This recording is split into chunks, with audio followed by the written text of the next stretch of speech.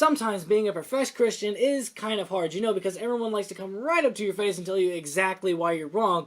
But also it's hard, especially in these times, to know where the Bible stands in certain social issues. Well, you no longer need to wonder. So what does the Bible say about divorce?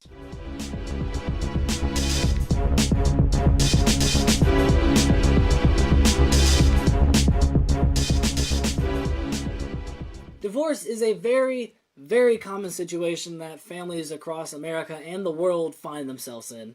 The old statistic is that 50% of marriages end in divorce, but that's not true. It's closer to 3.4% for every 1,000 families or couples as of 2016.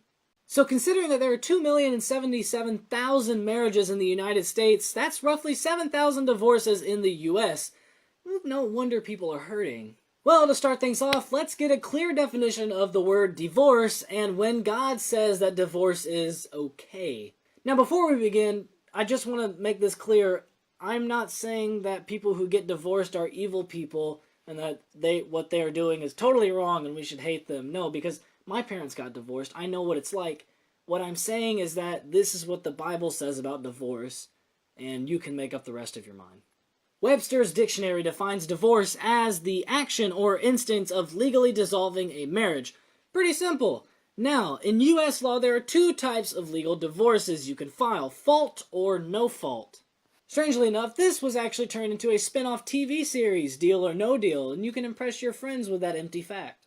Now, a fault divorce is when one of the party members is held accountable for the failure of a marriage, like adultery or abuse or something like that. Whereas a no-fault marriage is where neither party member is held accountable, and if things aren't working out, boom, divorce. So that's simple enough, but what does God say about divorce? Well, through reading quite a bit of related text to just the keyword divorce in the Bible, I literally just pull it up and go, divorce, and then, woo, lots of lists. I found three main themes that connect all of the passages. These are what I will call the three grounds of divorce. Ground number 1, the death of a spouse. Ground number 2, an unbeliever leaves a believer. Or ground number 3, sexual immorality. That one always seems to pop up somewhere. Now, because of this time period, the women weren't granted the right to divorce the men, and the Bible doesn't specifically not say that, women can't give the divorce. So we'll go ahead and say that they do just for the sake of the argument. So if you're going to say, well, in that time period, you can't do that. No. Okay, too bad. Sorry. No. Tangent, by the way. Yes, of course, women can get divorces. I wasn't implying anything there, so don't think I was saying anything. So in the Old Testament, just like with many issues, we find that Moses actually gives us the correct answer. This one's a long one, so I'm just going to read it straight from here. If a man marries a woman who becomes displeasing to him because he finds something indecent about her, and he writes her a certificate of divorce, gives it to her, and sends it from his house, and if after she leaves his house she becomes the wife of another man, and her second husband dislikes her and writes her a certificate of divorce, gives it to her and sends her from his house, or if he dies, then her first husband who divorced her is not allowed to marry her again after she has been defiled. That would be detestable in the eyes of the Lord. Do not bring sin upon the land of the Lord your God is giving you as inheritance. Wow. By the way, Deuteronomy 24, 1-4. So that's pretty cut and dry there. You can get a divorce over any issue, and if the woman remarries and then her second husband doesn't like her, the first guy can't get back his sweetie pie because she's been defiled, as you do. So nothing really too crazy here, right? The only problem is that this situation got a small reboot by Jesus in the New Testament. See, Jesus says that Moses gave permission for the Jews to divorce because of the hardness of their hearts in Matthew 19:8. And this is where we get the 3 okay rules for grounds of divorce. So the first one is the death of a spouse. Now this is the only one in the Old Testament that is not shut down by Jesus. A widowed woman or man is allowed to remarry, and while some people may argue that it is cruel of God to take a spouse from us, his ways are much higher than ours, and I know that it sucks for me to say that, because that's not a real good answer, but I'm sorry, I'm not God. I find that if you complain about what has been taken from you, you don't stop to see what you have been given or even what you've gave. And as terrible as it is for one of us to lose a spouse to death, the only thing we can do is consult the Bible on grief, pray, or talk to a godly pastor. I'm sure I'll talk about this at some point. The second one is referred to as the Pauline Privilege, which sounds like an 80s sitcom. It is called this because Paul outlines what to do if a non-believer leaves a believer in 1 Chronicles 7:15. It's called this because Paul outlines what to do when a non-believer leaves a believer, as it says in 1 Chronicles 7:15. I suggest you go read it right now. I'll be waiting right here.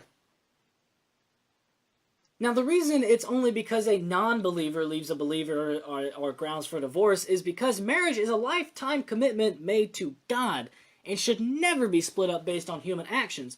But if you're a non-believer, well, then you didn't really make a commitment to God, now did you?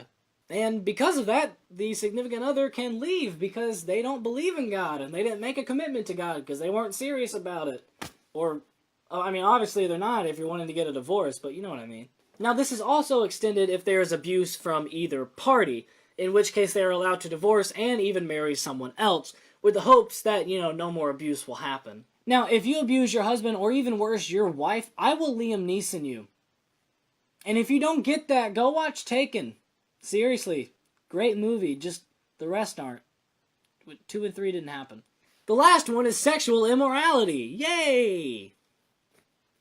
Now, I love how the Christian Broadcasting Network puts it. They say, when adultery has taken place, a divorce can be obtained because adultery has already severed the marriage relationship and divorce is a formal acknowledgement of what has already taken place. And yeah, I 100% agree with that. If you're cheated on, especially sexually, there is literally no coming back from that. Because the whole concept of joining unions has literally been violated, and I am so tired of the word literally. Now, I know some of this seems harsh and a little uptight, but honestly, the Bible just nails this idea. I like how the Christian Broadcasting Network explains this concept as well. God's perfect will is the preservation of society and future generations by the preservation of marriages.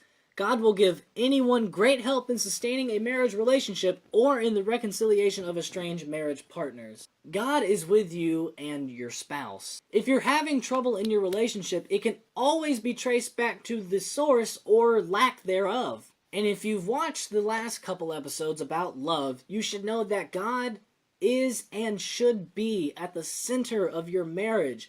And I advise you, if you're having problems, seek Him and He will find you. So what was my act of random kindness? Well, I prayed for one of my friends. Now this doesn't seem like a lot, but I specifically told them, hey, I'm going to pray for you and what you're going through right now.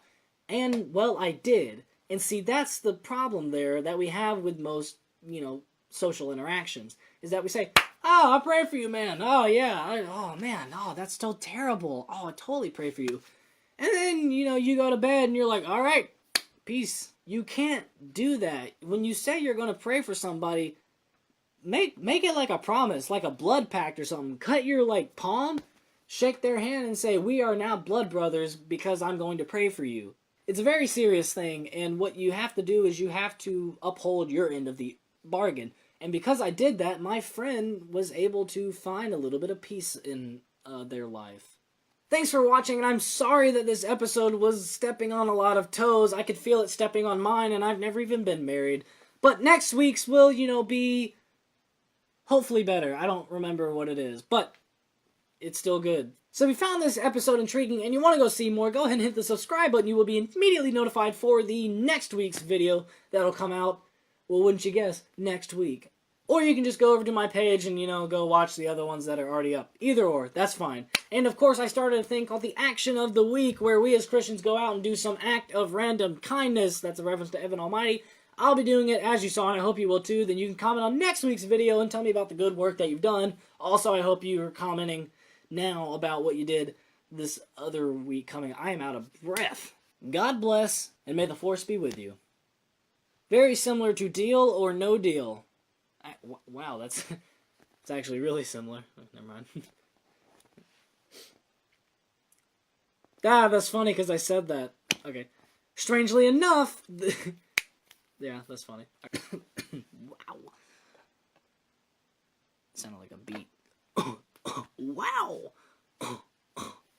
Alright. And this is where we get the 3 OK. Okay, I didn't feel my fingers.